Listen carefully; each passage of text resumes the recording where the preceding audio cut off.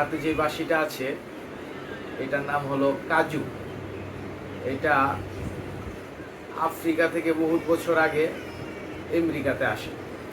এটা একটা folk instrument, যেটা ফোক গান যারা গায় আফ্রিকান তারা এটা ব্যবহার করতো, বাজাতো। এটা কালের বিবর্তনে আস্তে আস্তে আমেরিকাতে আসে আফ্রিকা থেকে, তারপরে পুরো বিশ্বে এটা ছড়িয়ে পড়ে।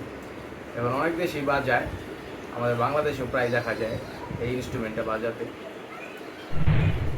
এটা বাজানো খুব সহজ এবং এটা ফু দিলে বাজবে না। এটা যেমন আমরা মাঝে মাঝে গান গাই, গুনগুন করি, এরকমভাবে এটা বাজাতে হয়। এটা খুব একটা মজার জিনিস, যারা ফোক গান গায় তাদের কাছে এটা খুব প্রিয়, যারা বাঁশি ভালোবাসে।